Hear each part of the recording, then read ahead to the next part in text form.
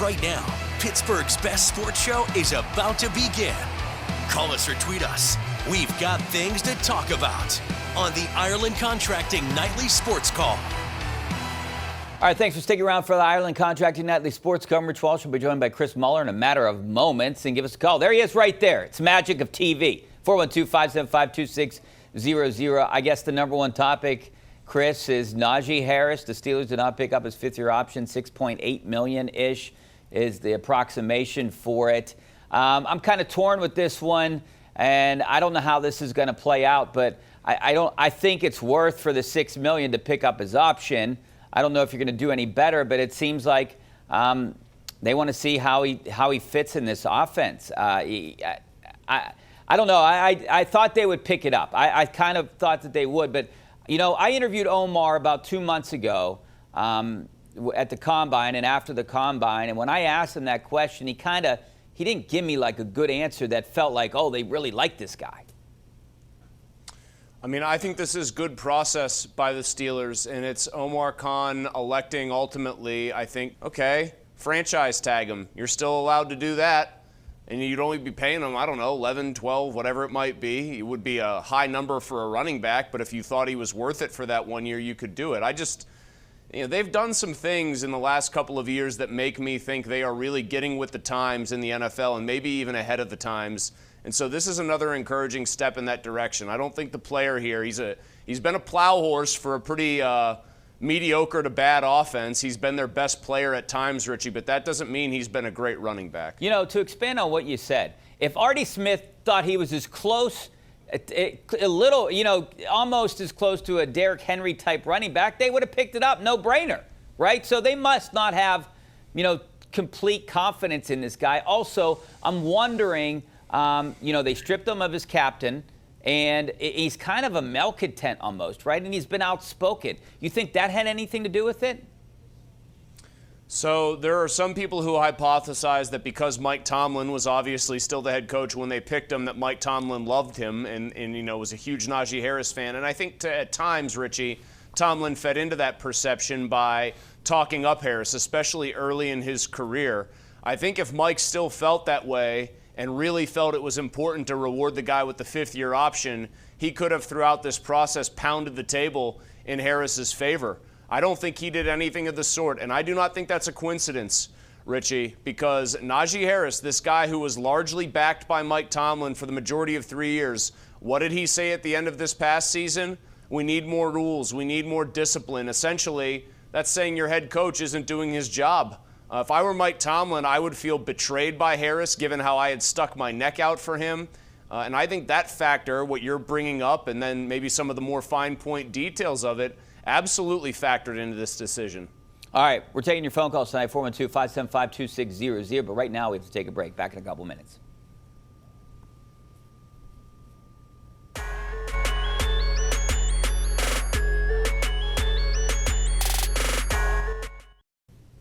All right, here's our GMC tweet of the night tonight, looking back at some of the recent Steelers first-round picks, and you can see from 18 to 22, Terrell Edmunds, Devin Bush, Minkah Fitzpatrick, Naji Harris, Kenny Pickett. So you can see this tweet from the 33rd team.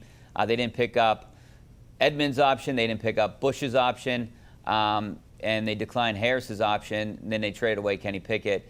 T.J. Watt was the last option that they picked up, which was a good decision there. But, you know, I agree with every one of these. I kind of thought that they would pick up Naji Harris's option just for the price. You might not get a running back for that price if you go out and get a free agent, but it looks like they might just address the running back in the draft. That's what good teams do, though, Richie. Like, I'll use this example for you. There are a handful. Christian McCaffrey's obviously a top 10 pick, and he's the best in the league, but even he's had injury battles. Derrick Henry was a second-round pick, so pretty high. But just here's an example for you. How many years ago was it that the Rams drafted Cam Akers, I want to say out of Florida State in the second round it was, I believe, and then things just soured very quickly for the Rams and Cam Akers. And what did the Rams do? Drafted a guy named Kyren Williams. Would you like to know a little fun fact about Kyren Williams? Give it to me. Fifth round pick, led the league in rush yards per game this year. Only, I believe, played in like 12 games, started 11, more yards than Naji Harris. The point is, and the reason I bring this up, and I understand that this town has more of a love affair with bruising tough running backs than most cities in the NFL world. But these guys are fungible nowadays. Whether you like that or hate that or wish it was a different way or wish it was like it was in the 70s or even the 90s, it isn't that way anymore. And teams are proving that you can find running backs anywhere. Isaiah Pacheco, 7th-round pick. He's been the leading rusher for the last 2 Super Bowl teams. So I just think that more proves the point that you don't need and probably don't even want a highly paid, high pedigree guy at the position because you can find him anywhere. Yeah, Le'Veon Bell, one of the best running backs that ever put on a Steelers uniform, was a 2nd-round draft pick. So let's go out to Paul out in Salzburg. How you doing, Paul? Good, Rich. The reason I called this evening is about Naji Harris. I think I'm like you, Rich. I honestly think they made a mistake because I think he's going to really excel under the new coordinator. And we got some tremendous people on the offensive line now. I could be completely wrong, but I honestly think in my heart of hearts he's going to be tremendous this year coming up. And he came from humble beginnings, and I only wish the man the very best. All right, thanks a lot, Paul. Hey, now he's going to have a chip on his shoulder, so if he doesn't have a good year this year, I don't know when he's going to have a good year. But, like we went back, let's go back to the first segment we talked about. If Mike Tomlin wanted him, if Arthur Smith wanted him, and they were pounding the table to keep this guy, he would have been here. They would have picked up that option. I think that's true. I think they could have at least swayed or at least made Omar Khan and Andy Weidel think very hard about it, but Weidel comes from a place where they've taken higher pedigree guys, but not necessarily hung on to them at running back. And to Paul's point, so he said he thinks Naji Harris will excel this year, right? Because they've rebuilt the offensive line finally, okay?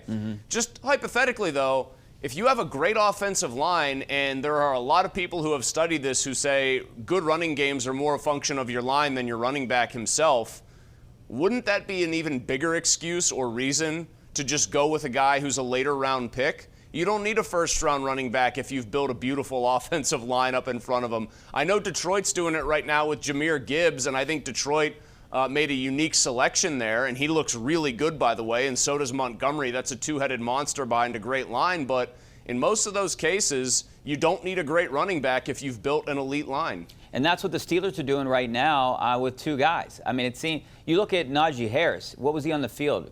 50-some% of the time? He was on 53% of the snaps, and then 49% was Warren. So there was a slight overlap where they were doing the old Pony Express backfield. So, I mean, why do you want to pay one guy when you essentially are going to have 2 guys out there? And if you can draft one of these guys in the 2nd or 3rd round next year, you're going to get him at a good price for a few years like they did with Naji Harris. That probably is the way to go. Here's another stat that's going to blow people's minds. Going back, I want to say the last full decade now of Super Bowl winners, not one Super Bowl winning team has had their most expensive running back count for more than 1.2% of the salary cap. Think about that. Like, teams have not spent big money at the position if they've won it all. The Niners would have been different had they won it with McCaffrey, but guess what? Yeah. They didn't. Pacheco is a prime example. Let's go back out to the phone lines. We got JB out in Shady Side. What's up, JB? Hey, what's up, guys? Hey, thanks for calling. All right, I got a few things. I think Sherrington is a bad fit because he came from a big market, Boston. We need a small market guy like a Tampa Bay or a Cleveland guy. The other thing is Naja Harris cannot break a run of more than like 25 yards. Completely worthless to me. How about this? Mike Sullivan to Boston, we get Trotz. What do you think? All right, let's tackle the Naji Harris thing first. The eye test tells me I don't think he's that good. He misses a lot of holes, and when he does hit him, he gets tackled. Very rarely do you see one of those angry runs, and when you see it, it's a good one.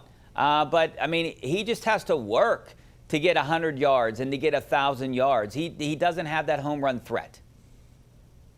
If you get 1,000 yards in a 17-game season playing 17 games, and to Harris's credit, he has been durable, 51 for 51 in starts. You're only averaging, though, over 17 games to get to 1,058 yards. The word you're looking for, Richie, that he lacks is explosiveness. He's just not an explosive back. Jaylen Warren, by comparison, is. when he has one of those nice angry runs, hey, I get it. They make it on TV. They put it on Good Morning Football. It looks cool. It is cool. It's fun to watch, but they're few and far between. If you want me to address JB's points, I found out you can't trade coaches in the NHL, which I never knew, Richie, which maybe as a sports guy I should have known. If he's going anywhere, he's going to the Devils if they allow the Devils permission to talk to him. And then as far as Ben Cherington, I actually agree with that point. But Ben Cherington, the real problem was he didn't do much except for the 1 year he won the World Series in Boston. You know what they finished every other year of his tenure as GM, Richie, in that division? Do you know? No, last. Last. So, he's an analytics guy. That's why they brought him in here. He's Neil Huntington 2.0. I mean, right down to what? The college education in New Hampshire and everything else. I mean, I will say they probably need somebody. I've said this for a while. They still need a greater overhaul of their developmental kind of hierarchy, because too many times we see guys come up, and a lot of people have pointed this out, Richie, and I bet you as a guy who is often afflicted with bucko fever feel this way. Don't you get frustrated watching guys who have raw athletic ability like O'Neal Cruz not look like they have the finer and more refined points of baseball down pat? That is an indictment of their development from top to bottom. Does Shelton make it through the season? Yes, he does. I mean, what if they go? I mean, Just they're already signed an on extension. 7 of last 8, 13 of 16 right now. Okay, it's a disaster. but what's it do? I don't know what you do. What's it do? But this is the year they're supposed to take another step forward. Okay, you could fire Andy Haynes. Sure, I know that, and Skeens should probably help them. They'll have 2 pitchers, hopefully, every 5 trips through, who they feel like are going to keep them in every game and give them a very good chance to win. He and Jones, like, people want to fire Andy Haynes for what? It's the same thing with Matt Canada, only it's slightly different. Canada, objectively not good at his job. Haynes a little bit better. He had some good years with the Brewers, but when you say I want this guy fired, the hitting coach, or I want the offensive coordinator fired, at least in those 2 cases, for me it's I don't want to look at the real problem, which in the Steelers' case was Kenny Pickett just is not good enough, and that was the wrong pick. And in the Pirates' case is, oh, you said this was the year you were going to contend. Big problem. You don't appear to have near the talent level you thought you did. So you might as well fire Andy Haynes. I just think it's convenient scapegoating in service of ignoring a greater and more ugly truth. All right, back out to the phone lines. We got Tony out in Greensburg. How you doing, Tony? Hey, good, guys. Good talking to you. Hey, to follow up on that Pirates point, I know the development and the drafting and everything else has been awful, but Derek Shelton's the worst manager I've ever seen. He has no lineup consistency. There's a different leadoff hitter every night. He bounces guys up and down. But Tony, how good of a lineup can you make if your players just aren't good enough? You know, like don't you at least come back to that question? How good can his lineup be? He's not trotting the 27 Yankees personnel-wise out there. Yeah, I get that, but I mean, like, you know, McCutcheon's in there and leadoff. He has a couple good games. He sits him on the bench for a game, and then he brings him back in as the cleanup hitter. He had Randy Tellez guy back to clean up. I guess you're right in that point, but I mean, why don't we try to bring some of these guys up from the minors that are hitting and, you know? I'd bring Jake Lamb. Nick hey, Gonzalez, to that point, probably Tony, bring him up.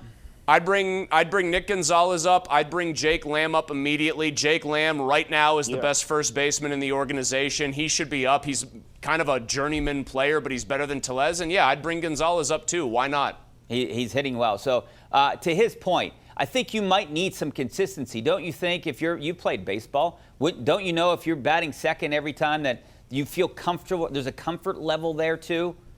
Maybe stick with a lineup. Richie, so I did hit second. I did hit second in Little League. My coaches were visionaries. They were way ahead of the sabermetric movement that said you hit your best player second. They had me in there hitting about 685 in the Westview Ross Little League my 12-year-old year. No, consistency is not that important if your players aren't good. It's one thing if you're the Orioles trotting out the same lineup every game. Another thing altogether if you're the Pirates. But you might spark something with O'Neal Cruz if he knows he's hitting fourth or fifth or whatever first. Pick a spot. You might spark something until he runs into a left-handed pitcher, and then it's, 1, 2, 3. Does the bat ever come off his shoulder? Maybe on the 0-2 pitch, he swings at one that's 2 feet off the plate. If he's facing righties, he'll be good. If he's facing lefties, it still feels like a chore for him to even get on base. Kirk out in Manor. What's up, Kirk? Good evening, guys. Hey, one quick question, your opinion. Do you think Sawinski and definitely Henry Davis should be sent down. And as far as David Bednar, he gave up 1 run last outing and lowered his ERA. Go ahead. You can tackle this one. We got to go to break soon. Bednar is an example. I like David a lot. I root for David like everybody does here because he's one of us, among other things. But that's an example of why you don't get too attached to closers.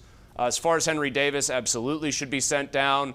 As for Jack Sawinski, why, yes, I was watching videos of Dave Kingman and Rob Deere the other day. Why do you ask? That's exactly what he is, just from the other side of the plate. All right. Back in a couple minutes.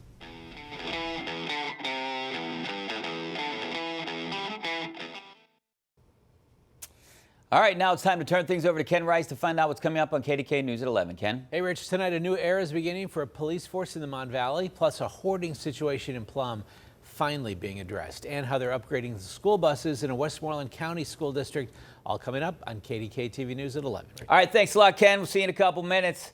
Chris, we don't have a lot of time here. It seemed like everyone wanted to talk about Naji Harris.